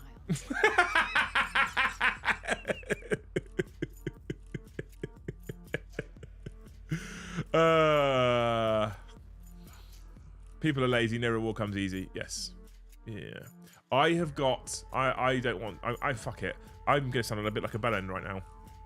I have recently started to get really fed up with the phrase, "You're lucky you are." Why am I lucky? Always be willing to die on a hill. Just make sure you're not the only body that's left there.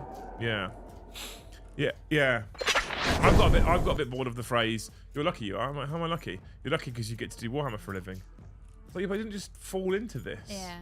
This is 7-8 years of graft. And it just I don't believe in anything. I'll hold my hands up and say this openly. I'm not a religious person. I don't believe in anything spiritual. I don't believe in any kind of religion. I believe in nothing but flat science. That's me. I have friends who are heavily religious. I've got neighbours who are heavily religious. I have no issue with anybody being religious. It's just not my thing. It's not for me. And I think often luck isn't luck. The best tip you can ever give: never eat yellow snow. Or, Stu, never tie your shoelaces in revolving doors. Yeah, your dad told me that one. But I don't believe luck is actually luck. I don't believe that's a thing. I don't believe luck exists. It's not a thing, especially when it comes to achieving things. Luck is something you earn, and you make your own. Thanks, Liam. I'm glad to hear you say that. It's the choice I've made to go all the way. But everyone else wants me to give up and preserve my own interest. But you're right. One of the things you have to really stop and think about as well when you're questioning doing. Liam, take a week off fund. Dave, I love you and thank you for the tea, but it probably won't cover a week. But thanks anyway. One of the things you really have to ask yourself as well, Martin, and I try not to be too serious at the end of the stream, but I think this is important, and if I can help you, I'll help you. Is you also have to think about yourself. If you did what they're suggesting, if you gave up and preserved your own interest, how are you going to feel in a week, in a month, in a year? How are you gonna feel in front of friends or colleagues or family when you know you didn't do what you thought was the right thing? That can actually have quite lasting impacts and effects. So, not everyone has what it takes to make this work, even if they put in the work. I appreciate that. I think that's a really nice compliment, actually. Thank you more than ever.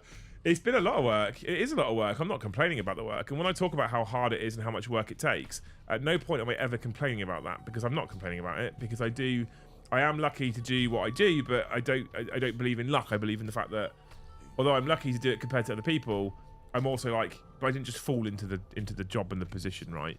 Everything.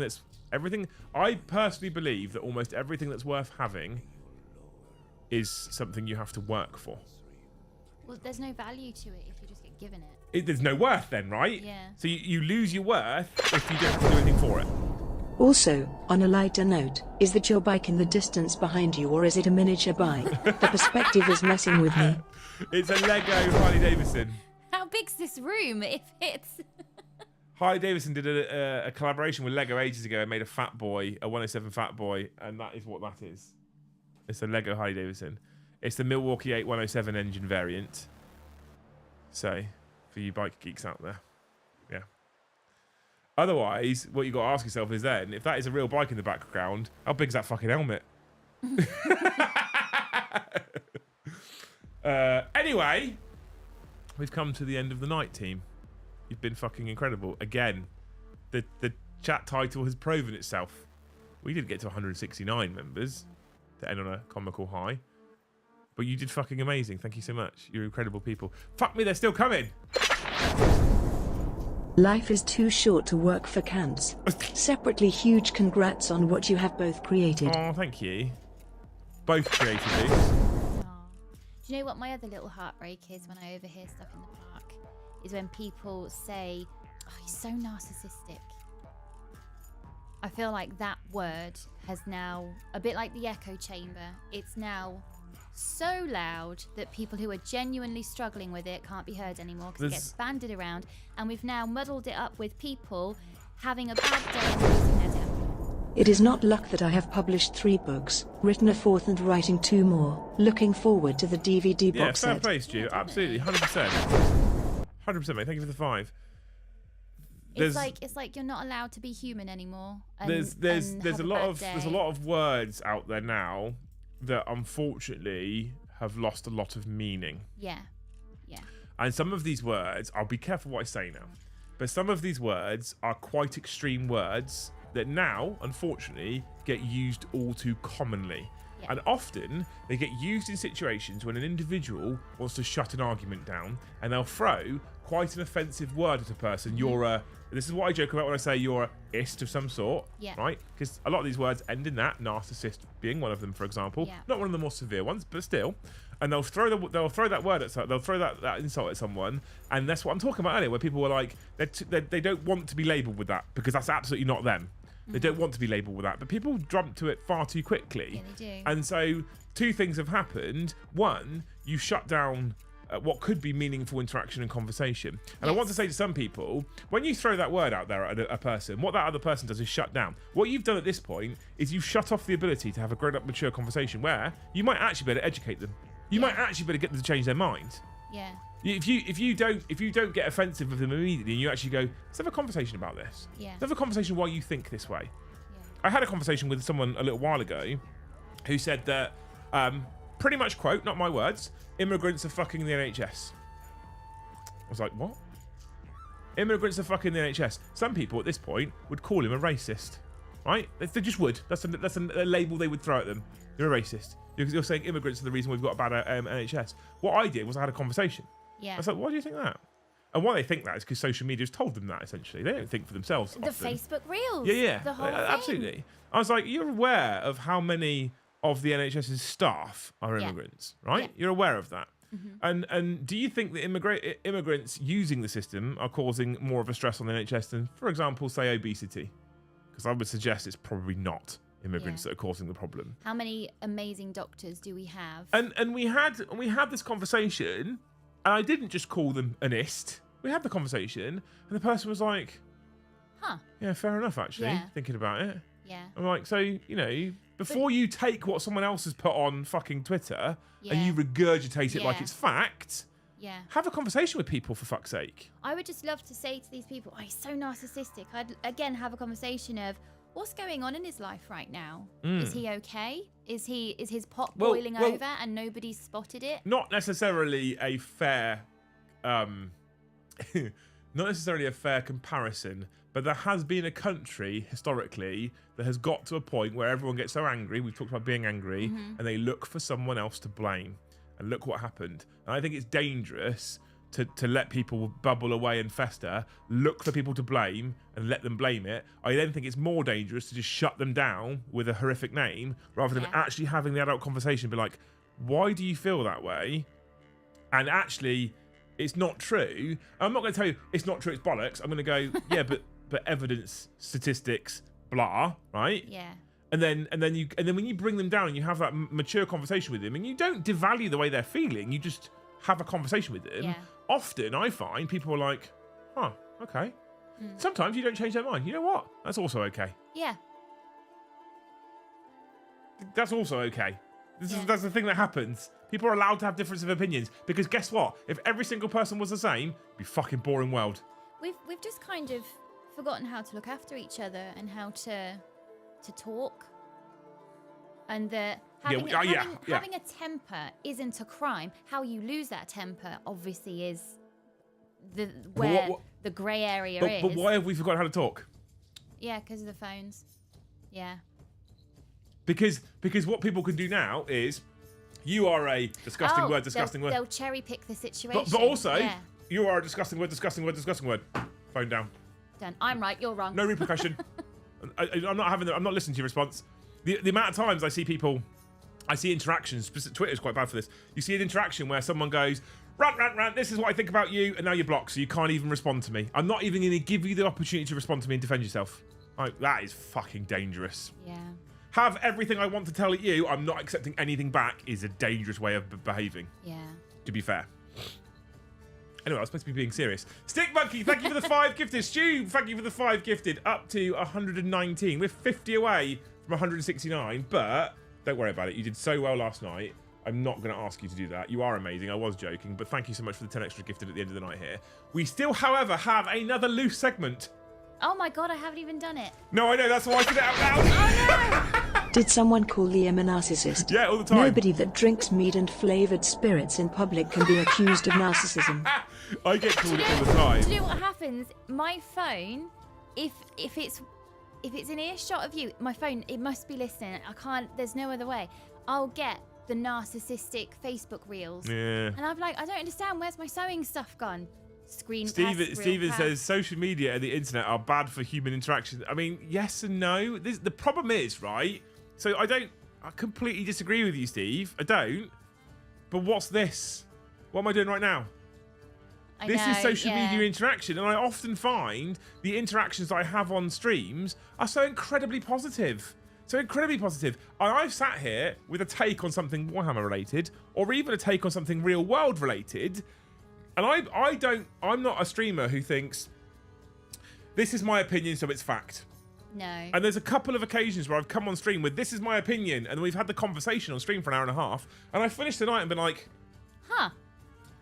I think I might be being a bit unfair there. Well, actually, my mind's changed. Do you know, my phone doesn't hear you when you say that. Because whenever I go into any conversation about anything ever, I like to try and go into the conversation with the mindset that I might be wrong. My mind might be changed here. And I think if you approach a conversation with that mindset, you are a lot more open to a multitude of possibilities. And I think you're a significantly more mature person if you go into conversations with the mindset that I actually might be wrong here. I've met so many interesting people just from having an open mind. Different people who have different religions, people who have different hobbies. I didn't even think, like, knitting plastic. There's people that twist plastic. They spend the time twisting plastic and then knitting with it. And maybe someone will go, why have you done that? It's just going to go in the bin. Yeah. But instead of saying that, do the whole, what can you make with that? Are you serious? You made that. How long did that take you? 17 hours? When does a joke become a dad joke? When it is apparent. Amazing. Thank you, Steve. I've seen it. If Liam was a narcissist, he'd have named his channel after himself. Oh, wait. Yeah, I know. And it's because I don't think you are. I really don't think you are. And the fact that I can only put think in there is because the narcissist word has been thrown around so much. I actually don't know what a clinical narcissist is. I can't, because whenever anybody has an argument, that's one of the words that gets thrown out. And you think, are we doing that now? Yeah. Is that a thing we do now? We don't actually find out what's wrong? Whilst being called by Mr. Stick Monkey a narcissist, let's see if there's anyone else we can go raiding. Oh, Hellstorm's live. We can raid Hellstorm. Should we do that? I don't know how far through his kill team he is. Should we raid Mr. the Hellstorm? Yes or no? First person that answers is what we'll do.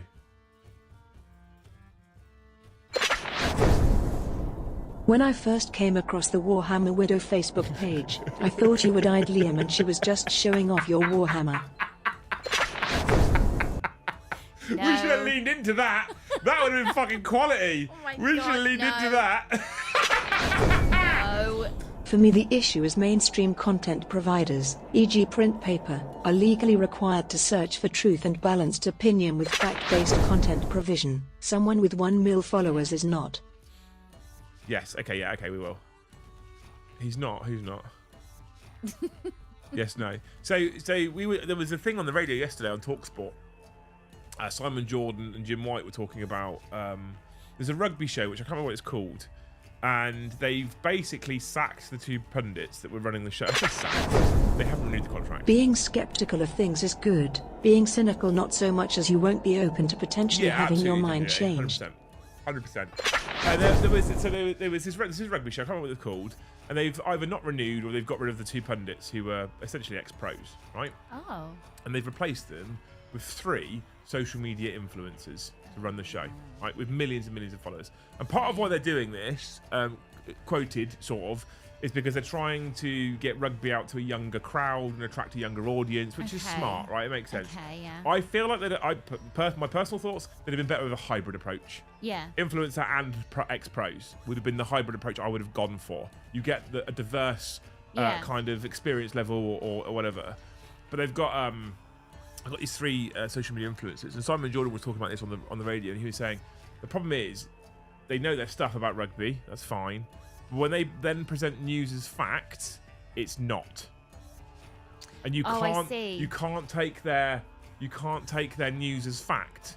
They're not researched journalists. Right, yeah. They're not official press avenues. And the problem with a lot of influencers in general on social media is they go blah blah blah blah blah and they present it as fact. And the dangerous part is when they've got 1 million, 2 million, 3 million, 4 million followers, is those people treat it as fact. And it is not fact. Moosey Boy, thank you for the 1 gifted, up to 120, man. What a legend. And that's the dangerous. That's exactly what Martin's talking about, right? If you don't have the evidence, it cannot be classified as fact.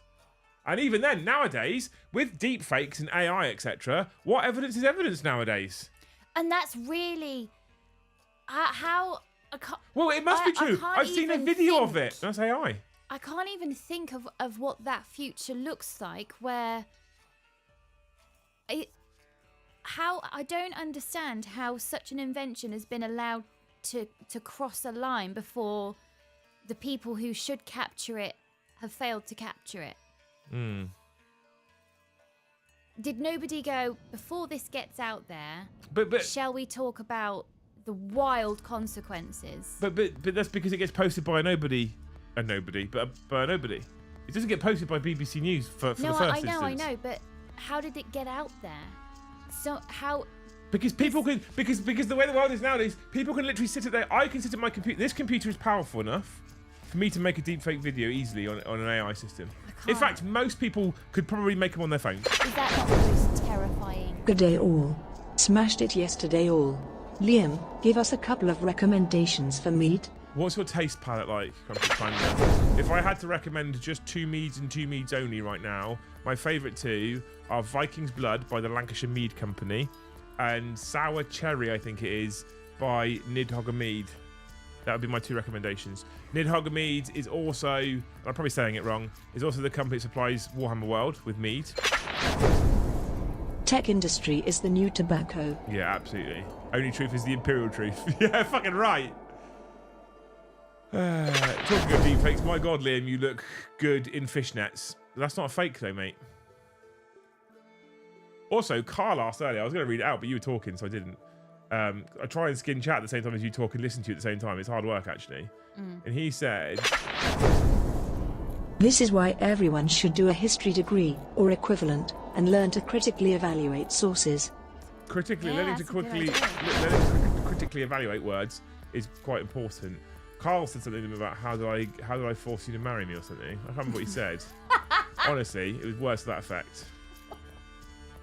I can't find it now. It's gone. Nobody said, don't drag me into this. Oh, here it is. How hard was it to trick Luce into marrying you? What he said. I don't feel tricked. I knew what I was getting into.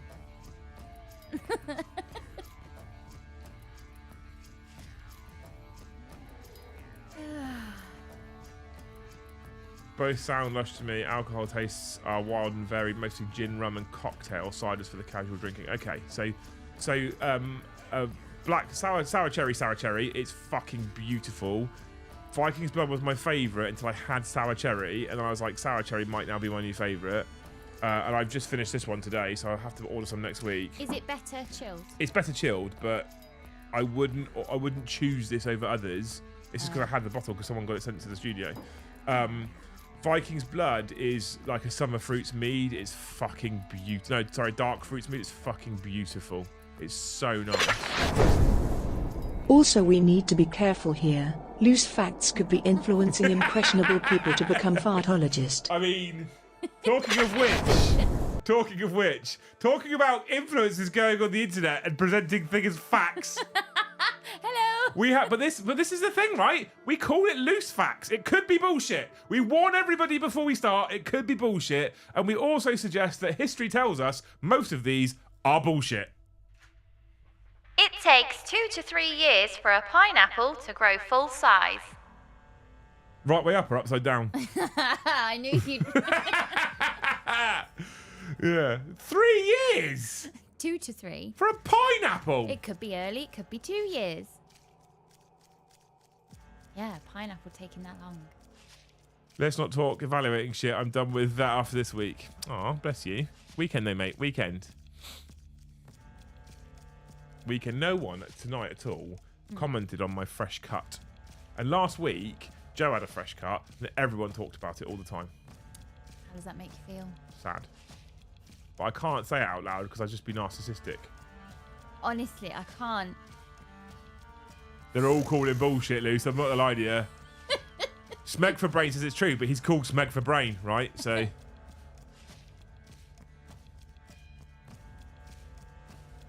What's full size? You can't get it in your bow anymore.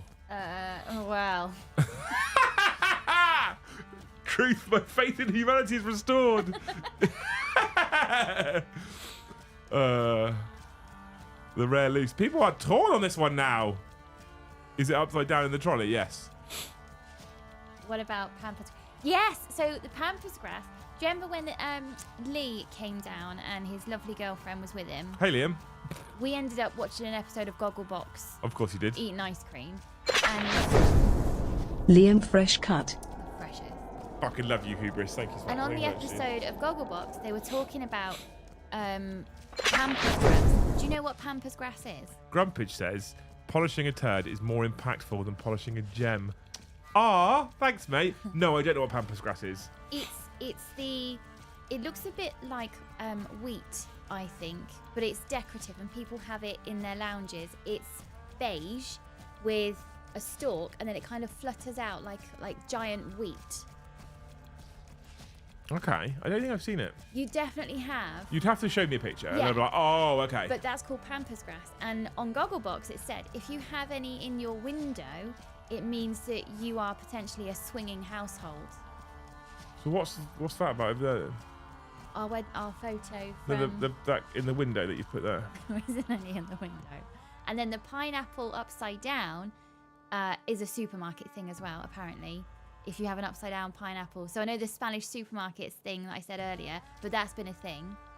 So if there's pampas grass and I an was upside told. down pineapple... I was never stationed in Germany, but I was told that there was a specific type of washing powder that if housewives displayed it in the window in Germany, that meant that their husbands were away. Sorry, Luce. A pineapple plant takes 18 months. A pineapple takes 4 months. My friend at school used to grow them in the 1780 orangery room. Well, some people have Googled it though and said it's true, so there seems to be mixed information out there. See, we can't trust anything anymore. We should all grow a pineapple and document it. Martin, thank you for the 5, dude. But yeah, so apparently if you had this certain brand of washing powder in the window of your married quarter, it was a signal to other men that your husband was away. What if you just coincidentally use that washing powder? Well, then you're in for a surprise and there's a queue outside your front door, aren't you? Like, why is everyone at my door all the time? Carl says red mug on our barracks. Red mug. What, meant that he was away? Because I feel like that's like an extra level of heinous crime. It's sad that these are things. I think it's sad. Tony says, fuck, faith in humanity ruined. He'd already said it's true, faith in humanity restored earlier. And now Martin's come in and proved him wrong. Proved you wrong. Never happened before, Grumpage. This isn't the internet. This comes from a book. This is printed word.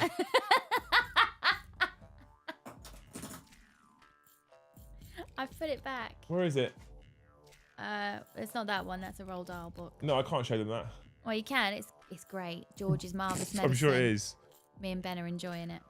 Where is it? I've put it down.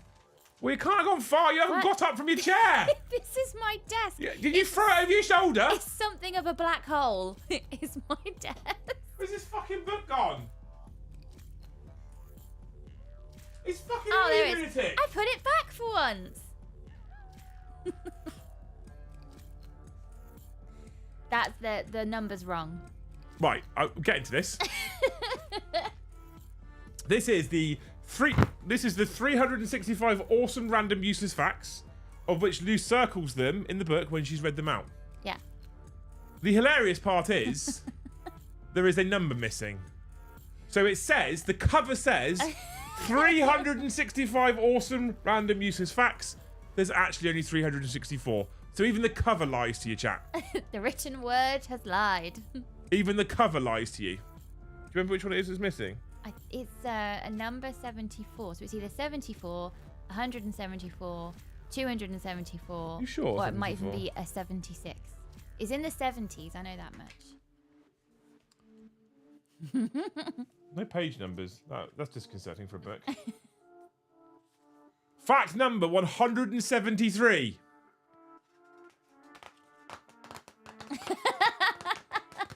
Yes, they heard it. Fact number 175. Don't trust this book.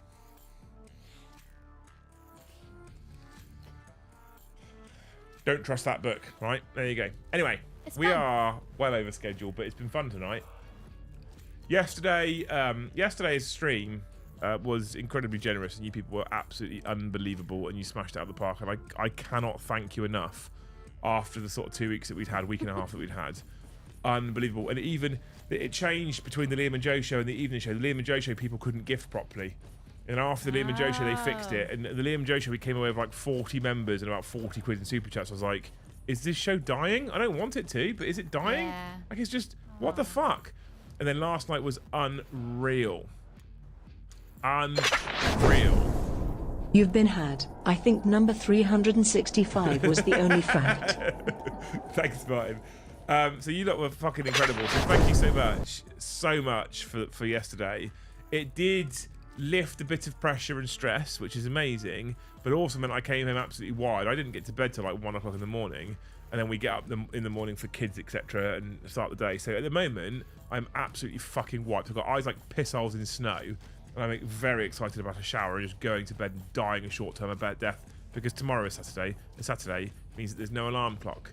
So you're amazing. So to have that last night, which was just humbling and amazing amounts of generosity before most people's payday, to then come in tonight and do what you've done is unbelievable. Thanks, Liam, for the one gifted membership. Always weird when I have to thank myself. But it's unbelievable, so thank you so much. It's very humbling. We're almost at the end of September streams. You guys have, yet again, been incredible this month. Thank you so much. We're a bit behind, but it's still insane comparatively with other channels, so you won't get any complaints from me. You're awesome people. We do have a Monday night stream. At the moment, the Monday night streams are more talking heads as well, rather than hobby streams, because I'm just enjoying it. But I felt like, as tired as I am from my fucking 5 hours sleep, energy was a bit higher tonight. I felt back on game.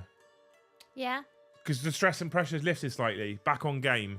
And a lot of that's because of you. In fact, almost all of it's because of you people. So thank you. The streams are better because of you, more than because of me. So thank you so much for hanging out. Thank you so much for all the super chats. Thank you so much for the likes. About 150 likes already. Thank you so much for all the gifteds and all the new members. You're all fucking insane, but I love you for it, and I'm so glad you're all insane, and we can all be insane together. I think we're cultivating quite an incredible community. And it's not growing fast, but that's because we're cultivating it carefully. Yeah. Is the way I'm looking at it now, and I'm okay with that. Although this number jumped up until tonight. Apparently people don't like my opinions tonight. It's come back down again. But this number's jumped up again over the last couple of days. So thank you so much, people. I love you very dearly. That's it for this week.